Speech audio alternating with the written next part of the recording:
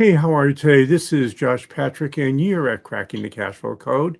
And today, my guest is Deacon Bradley, and Deacon is with Sharp Business Growth. I bet he even started the firm, but he'll tell us that. And we're going to start off today's conversation talking about how to hire great people for your team, because that's probably the start with how you build a great company. So let's bring Deacon on, and we'll start the conversation. Hey, Deacon, how are you today? I'm doing great. Happy to be here. Thanks for joining me. So let's talk about hiring for a second. I want to hire the best person I possibly can for my team. And sometimes they're A players, sometimes we just need B players, but let's say we're trying to hire the best person we can for the role that we have. What would you do? Well, this is a conversation that I go through with a lot of founders and CEOs that I work with. Everyone's trying to get out of the weeds and out of the day to day stuff and expand their team and capabilities. And one of the biggest mistakes that I see people make at this stage is just kind of starting with a bullet point list and saying, all right, here are some things that I want off my plate, or here are some things that we're doing that I need other people to also do, and just kind of making that list of essentially like a almost like a big to-do list. And that's where I see a lot of people start. And I think that typically leads to inconsistent results. And at that point, like if that is kind of the starting point and how you've written the job description, I almost consider it like a coin flip if this is going to work out. Because to me, the best place to start for this, and this is something I learned the hard way when I figured this out working with mentors and studying and going through this process. It changed everything in the hiring process for me. And that was to actually begin with talents first. Skills are like a very When backseat you to say that. talents first, what do you mean by talents first? So talents and skills are they're really similar words. I think there's a lot of this is a something that took me a little while to understand, but I can break it down in a couple of sentences here. Talents are things that are innate. You're born with them. They're things that it's just how you are. It's how you approach the world. And no matter what situation you're in, you still share those same types of talents. Skills are things that are learned and developed over time. So talents are more like nature. Skills are nurture. And the reason this is where this kind of comes up, especially with some of the clients that I work with that are in uh, the construction type space. This shows up in things like the talent would be attention to detail. Like there, a construction guy that I work with, he's kind of in the wood flooring business. His team is a phenomenal at installing hardwood floors. Like they're the best in the entire geographical region. And the way that he grows his team in a way that continues to make that happen is by hiring people who are first and foremost, they're the kind of people that cannot do something 99% even. Like they follow through, their attention to detail is high. Of course, they know how to install wood floors, but the talent that keeps him, the owner, out of the out of the field, constantly nitpicking at stuff and asking about how projects are going, is that talent of these are people who do things right, and they cannot not do it right, if you know what I mean. Yeah, no, I know exactly what you mean. So it appears to me that what you're calling talents, we call will-do factors, which are you willing to do the activities successfully for the job? And that often goes to, things like Myers-Briggs or DISC or predictive index to figure out whether you're actually getting people who are hardwired to do what you want them to do, which is, I think, what you're talking about, if I'm correct. Yes, absolutely. It's slightly, I think, slightly different than personality tests. I love personality tests. I love Myers Well, Briggs. first of all, these aren't tests and they're not personality tests. They're behavioral instruments. So, I mean, this is a thing that drives me a little bit crazy is that people call these things tests and they're not. They're behavioral instruments when you get to this. Now, there are other instruments that will help measure other behaviors and other activities that people have, but they aren't tests because they don't tell you exactly what somebody is doing. They're just instruments that sort of work in behavior. So, anyway, that's just my attitude about that. So, you were saying, I'm sorry for interrupting. I'm trying to remember exactly where we were going Well, with where the we were talking personality. about, I was saying that this sounds like will-do factors, and you were saying that it's a little bit different than what you're talking about with, the traits that you're measuring. Right. The book that influenced me more than anything about how I approach this is I'm totally blanking on the title. It's called First Break All the Rules. And it Okay, was yep. Yeah, one of good my book. one of my favorites. It was Yeah. There's a lot of information packed in there. It's a dense book, but that's essentially where I kind of developed my okay, I need to be looking for talents. And when I did that, I was able to find people that actually made my life easier as a manager, as a CEO, than when I was just hiring for skills, and I was often missing out on some important factors of how the job was done. Yeah, most people I know when they hire for technical skills and only technical skills, which is, what you're calling, um, I forgot what the term is that you use for that. But in that, when we did that, I used to have a food service and vending company. When we did that, we were only successful about 35% of the times in our hiring factors because the truth is technical skills are important and there's sort of a screening thing. But after you get past a technical skill, it really becomes much more important to have other things that make you successful in a particular company, in a particular job. Does that make sense to you? Absolutely, and it sounds like you in the business that you ran were skills first, the will do factors or talents second. I don't know that there's a right way or wrong way to do it. I always kind of reversed them and looked for the talents up front, and I didn't really necessarily dive into skills until I found the person who. Or it depends on the job, and we didn't use that as saying, I mean, I use it as a screening thing. If I need someone that can program in C++, I can't hire someone that doesn't know how to do that and teach them how to program. That's my, that's sort of like a screening thing, but it doesn't tell me it's the person I wanna hire. When I'm thinking about the person I wanna hire, I really look much stronger at what we call will-do factors, which is, are you willing to do the activities that will make you successful in the job? And most importantly, do you have the values that fit in with our corporate structure and will make you successful at our company? And if you don't have any of the will do and the values issues, I don't care how good your technical skills are. We can't hire you. Amen. Absolutely agree. Because what happens is you get what I call the brilliant jerk, which is somebody who is technically incredibly competent, but just destroys the culture of your company because they're so difficult to get along with. Yes, absolutely. I kind of another tool that I have really gotten a lot out of in my just hiring methodology over the years is Patrick Lencioni's The Ideal Team Player.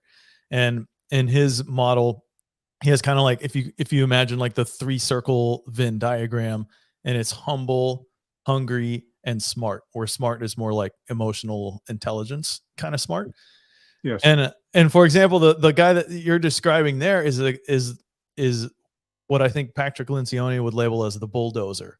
Just like, yeah, they can do the job, but they are missing some other talents or will do factors about how they approach the job and how they approach other members of the team that would cause them to be the bulldozer. And that's not always what you're looking for as a part of your team. Well, I would say that's what you're never looking for as part of your team. We've all had, if you've been in business and you have over 25 employees and you've been doing this for over 15 or 20 years, you will have hired at least one brilliant jerk in your business career.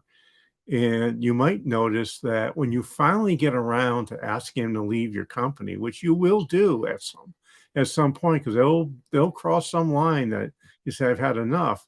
You're gonna have a line outside your door. At least this used to happen to me saying, hey, what took you so long? And my comment would always be, gee, I thought there was a thing in the middle of your face called a mouth, which can actually say words.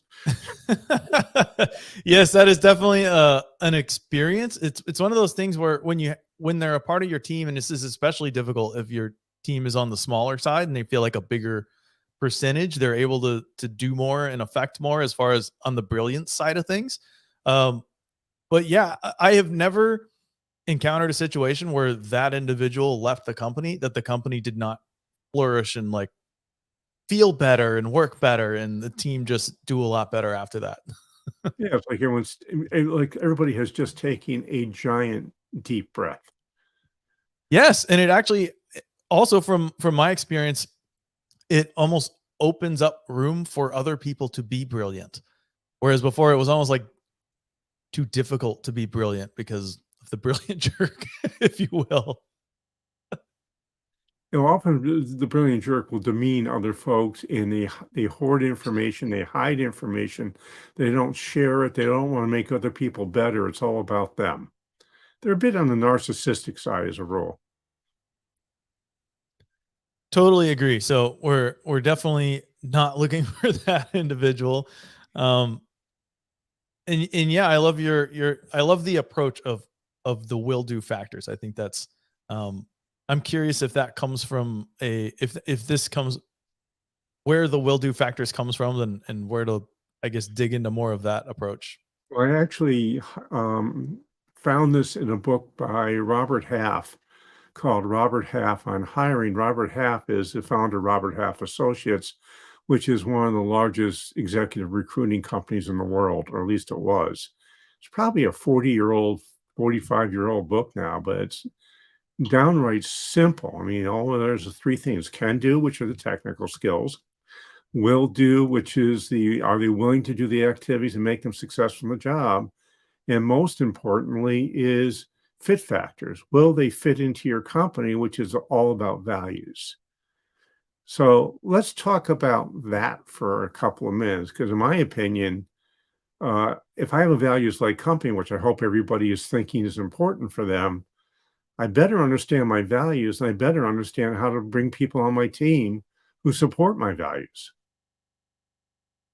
Yes, I completely agree on that point as well. And I found this is almost one of those missing pieces a lot of times when you start hiring, because when or in the early days of hiring, you're kind of just you're usually hiring because it's like, oh man, I am bursting at the seams. I've got to get somebody on board ASAP. I don't have time to deal with value stuff. And then it usually just goes from there, where it's like it never feels like a good time to go back and do that. It feels like a fluff piece or something that's not going to move the needle. From my experience, going kind of behind the scenes of companies that I work with, and I ran an agency for a while, and got to see behind the scenes of hundreds of companies there.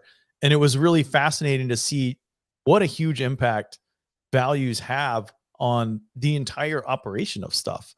And so that's kind of, I guess, one of the first hurdles as the business leader is just that belief that, hey, doing this is going to set me up for long-term success. It's going to make my life easier. It's going to make my team stronger.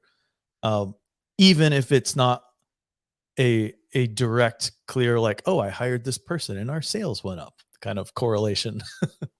Well, the truth is, if you know what your values are and you have a clarifying statement which describes what the value actually means, a definition, and you use those values 5, 6, 7, 8, 9, 10 times a week in conversations with people, eventually folks will start getting it.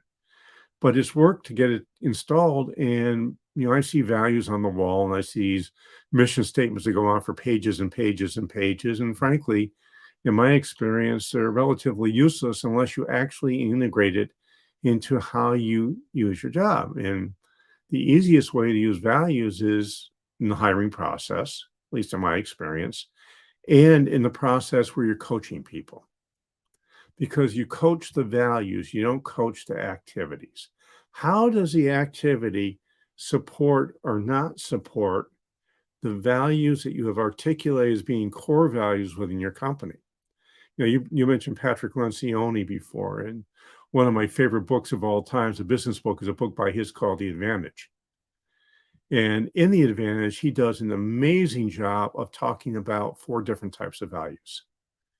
Not so good in how to create the values, but on how to identify where they are. You want to be really careful about 2 types of values, which are core values and aspirational values. And a lot of times that people see in the company, and especially this is true in blue collar businesses, is that the owner of the company will make an aspirational value and they'll say it's a core value. And the problem is the people in your company know it's not a core value because you're not living it all the time. You live it sometimes. It's okay to have aspirational values, in my opinion. Does that make sense to you? Yes, absolutely. This is where I see the flooring business that I mentioned earlier. This is where I see they excel. Is that they're essentially kind of all core values, I guess, if you step back and categorize them in Lencioni's terms. That's where you want to be. Eventually, if you don't make your aspirational values core values, drop them. Yes. I mean, really, you really ought to be talking about your core. If you only have two core values that are real, you can say, here are my two core values, and here are the three values that we're going to work toward making core values, and here's what we need to do to make them core values. And here's what I need to do, because for me, the number one value I always live is personal responsibility. It has to stop with the owner of the company, especially in a small business. In your opinion, how many core values is like the sweet spot? Because if it goes on for too long, and this is where I see when we kind of start talking to owners, Right. it's like let's list some core values, and it's like this 25 item list. It's only 3 to 5 values. You get more than that, people can't remember. I mean, we only can remember 7 things anyhow. That's why phone numbers were originally 7 digits long. So you get much. I actually like 3 as like the most important, and then 2 are core, but we talk about the 3 more than we talk about the 2. For example, mine is personal responsibility, rights and respects, and simplification. Those are my 3 core values. I also have, value. My other value is, creativity. Now, creativity is part of what I do, but the first 3, in my opinion, are way more important in helping people behave the way I want them to behave and customers behaving the way I want them to behave. Right. Now, I think go ahead. just thinking about this particular person that I have that works in this construction industry, like their core values that really make that when customers think about them, they're like a lot of it ties directly back to that core values, and it's that reliability. Like that's one of their top ones.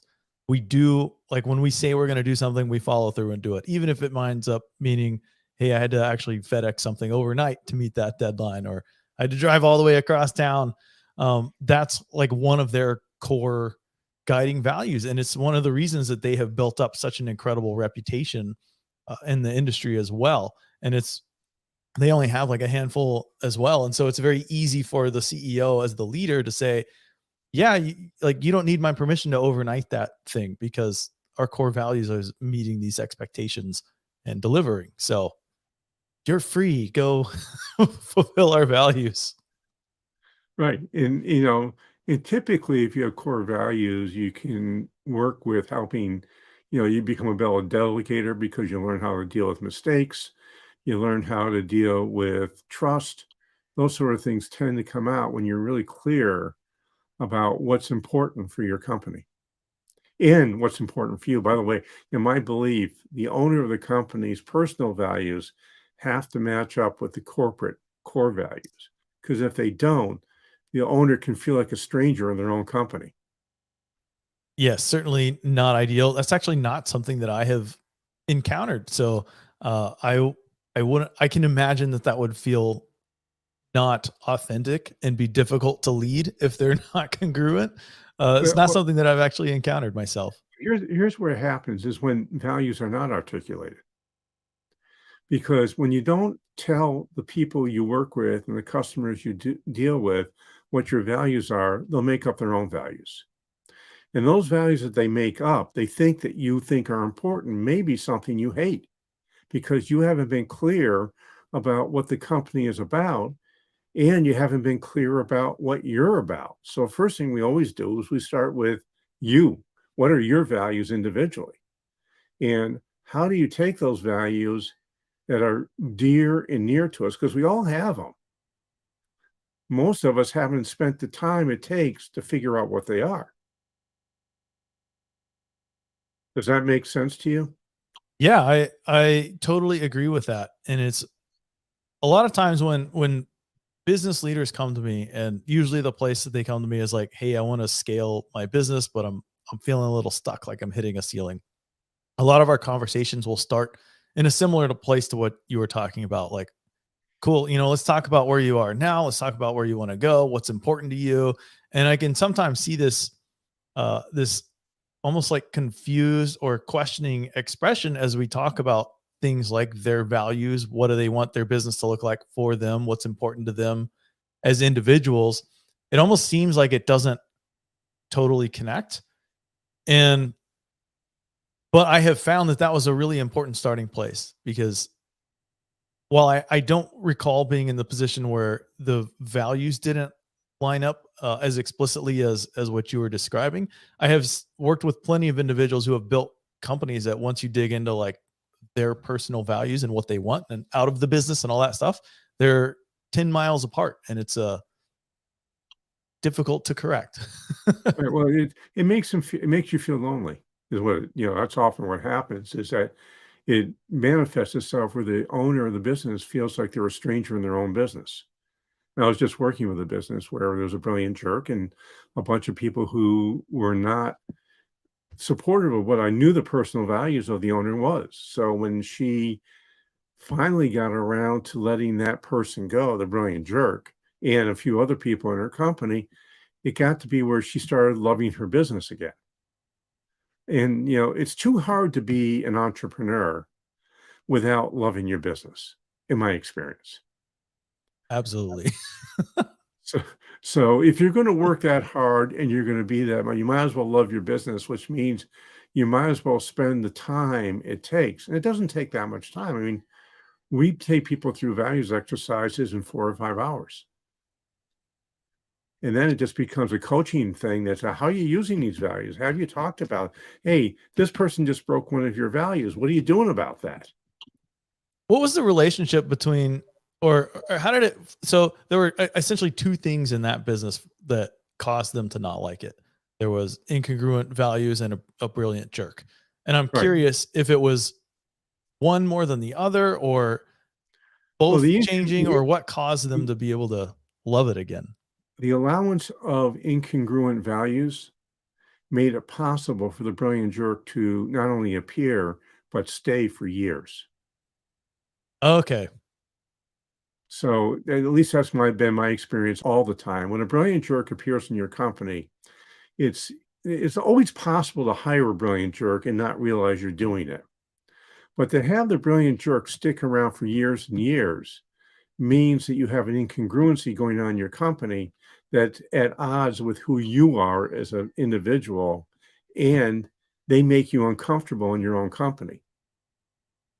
And a lot of times they make you hate your own company and want to leave. Most people who start working with me start by saying, "Oh, I want to get out of my company." And then we dig in a little bit and we start scratching that itch. And they say they really don't want to leave their company. They want to learn how to love their company again. And one of the things I think is really important for us in the advice business is to listen to that deeply and help our clients learn how to love their companies. And then they're going to start seeing that company produce the results that they really want.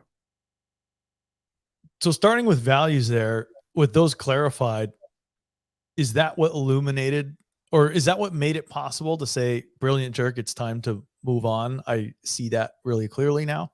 It was a piece. It was certainly a piece. I mean, she would not have done it had we not had the values conversation over and over and over again. It wasn't one conversation. It was a bunch of conversations to get there. Hey, Deacon, unfortunately, we are out of time.